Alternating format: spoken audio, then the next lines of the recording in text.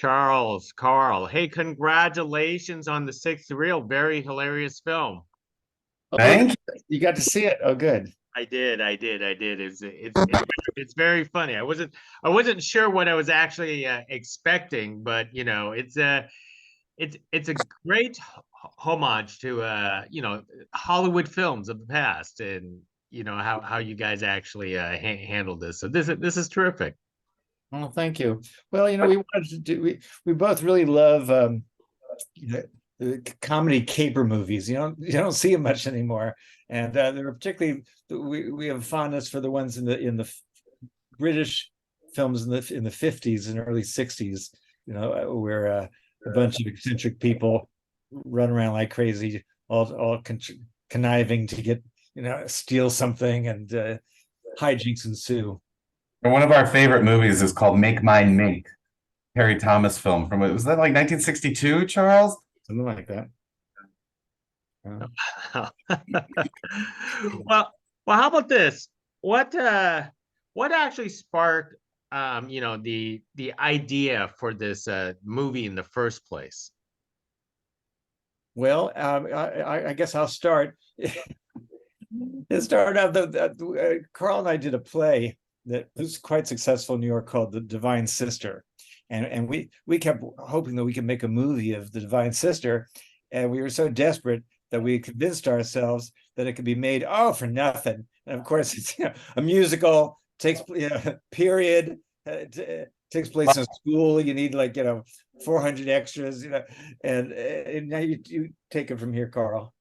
Well, that we were once we understood that that was several $1 million to make that movie. We thought, well, we should aim to make something that was really filmable. And this we started having these conversations in like 2018, 2019. Years ago, we had an idea for just do a caper film about a lost film. But it got, as is our wont, we got very complicated and carried away. And that story again turned into be too expensive, and so we sort of ended up making a different movie called A Very Serious Person. It was sort of a coming of age film for a young kid. So then by the time we were speaking with producer Ash Christian, we were trying to figure out how we could come up with an idea that we could film basically in and around Greenwich Village. Charles had always wanted to shoot a movie where he was sort of running around his own neighborhood, and so we just started to hone in and simplify and come up with this story. And we decided to sort of revive that caper idea about a lost film, and just started imagining what it would be. And one goal I had was I thought it would be great to pair Charles and Julie Halston on screen, because I've directed them in many plays and they have an acting history that goes back to the 1980s. And I thought it would be wonderful to capture that relationship and that chemistry on film. And so that's when we sort of started figuring out Julie's character and her sort of role in the film. And then we started ideating it, but then COVID hit, and we had just finished doing a play in New York City, and I was in my place in Connecticut. Charles was in New York, and we just started imagining the film and writing it over Skype for several months, sort of several hours a day, just sort of over Skype. Yeah, yeah. And then we had to change because of COVID. We had the original idea was that we were going to be shooting in people's apartments, and then with COVID, this was before there was a vaccine. It was really at the height of things. We realized that was unrealistic to be in these tight little places, and we were able to actually shoot the whole movie on soundstage. And none of us had that experience before. Usually in indie films, you do 2 days in a studio, but this was so.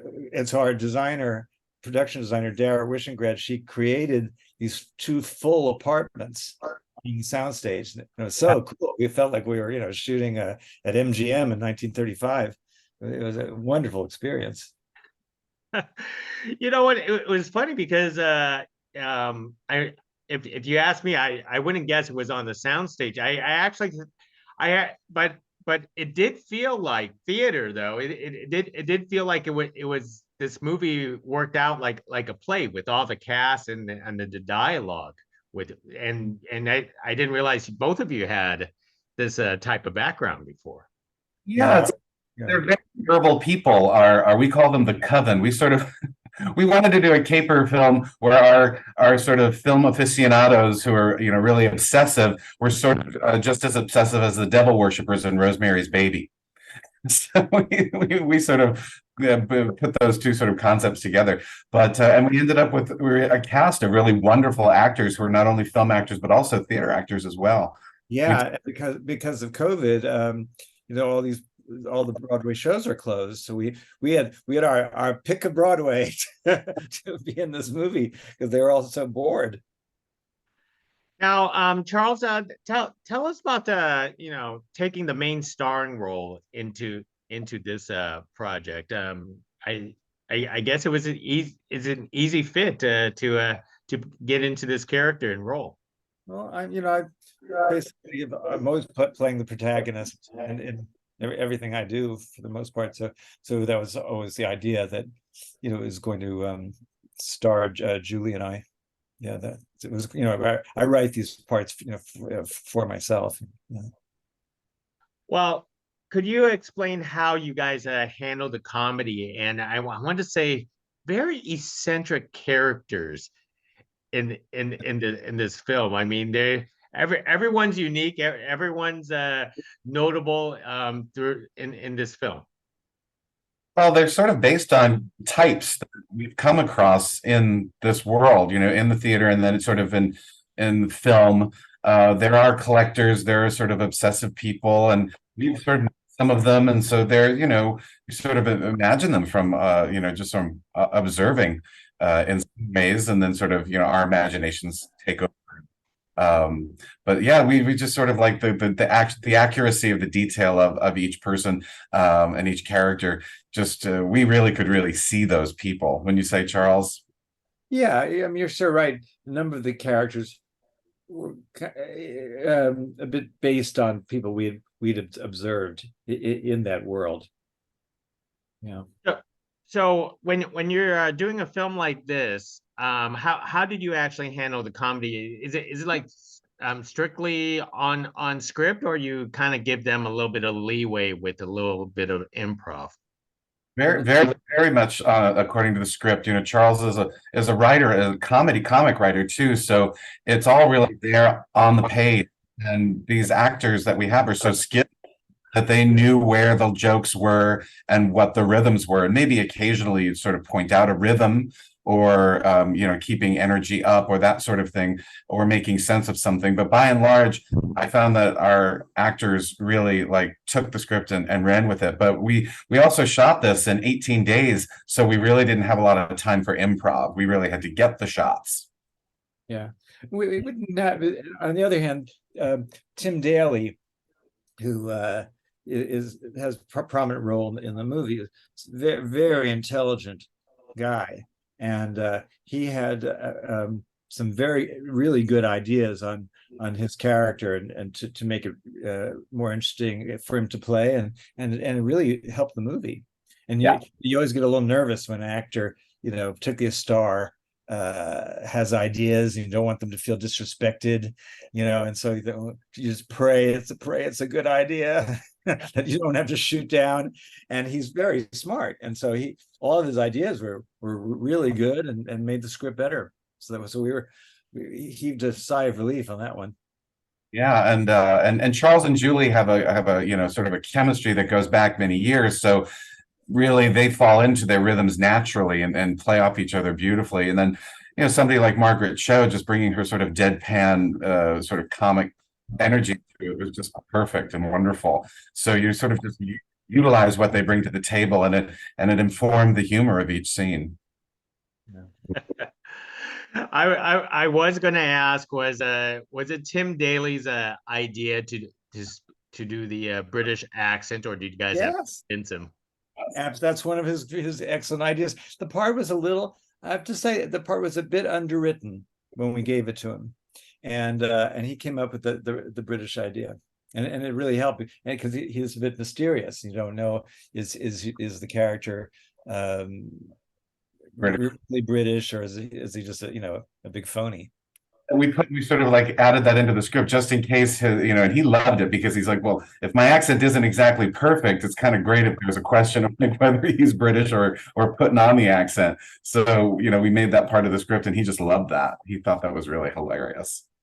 Yeah, that is wonderful, and I do have to admire the props and costumes in this film. It's like you guys raided a theater closet. But Charles, talk about your delightful skills in cross dressing for this film. Well, my career really has been as I guess you'd say, a male actress in the great most of the plays that I've done. I played the female lead, and I don't play. I think only in one case did I play a man who's dressing as a woman for plot reason. It's always just I'm playing a female character, and it's what I'm known for and what I'm most comfortable with, really. So in this case, we Carl and I did want at some point in the movie that I could get into drag, and it was a lot of fun. Yeah, and two different looks too. right. One more sort of present day and one sort of a little bit more period, to really sort of also give Charles's fans who love to see him, in those guises, sort of a chance to have those in this story. It was great fun. I know it is a lot of fun because you have to pay attention to the dialogue. It's almost like you're dropping Hollywood Easter eggs here and there for those aficionados who are big fans of the old Hollywood. Right. Well, it's a dialogue driven movie, and you don't really get that too often nowadays. But I hope we hope it was also visually interesting. But yeah, but it's a caper film, and with outrageous, eccentric characters who are quite verbal, and that's that's what comes out of it. Yeah. Now, for people who don't know, the sixth reel, that's a fictitious movie, right? That's no, it's real. Yes. London After Midnight, we based it on, it's a real missing film. We based it in fact. It's never been found.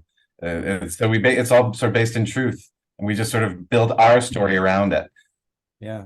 The terrible thing would be if somebody finds that movie, our movie doesn't falls apart. But I think they TCM a number of years ago found just all the stills that were taken for the film, and they pieced together kind of a continuity of just stills. But there's no footage actually it's ever been found, and it's one of the most. I think on the list of lost films, it is one of the most sought after and hoped for. So that's why we thought in this caper that if my character, found one reel of this, legendary film, what would, it has terrible crisis of conscience. Does he, give the movie to the Museum of Modern Art or TCM or someplace that would preserve it, or does he sell it to a private collector who might, pay an exorbitant amount of money? Great. Well, let me go ahead and wrap this. And just one quick question: was there any thought that you guys were going to create like a short scene out of the sixth reel, or you guys wanted to keep things mystery for the audiences? We really wanted to keep the mystery because it's an unseen film, like nobody's ever seen it. So we wouldn't presume to sort of recreate it. We just we talk about it. Yeah, and there was some question about at the end maybe showing, I see. Stills, but I think it's best it's a mysterious movie, and I think sometimes it's best to keep mysteries a mystery. Well, good. You guys created a hilarious movie, so a lot of people will enjoy this. Thank you very much. Big smiles everywhere on this project. Thank you. Thank you, Jake.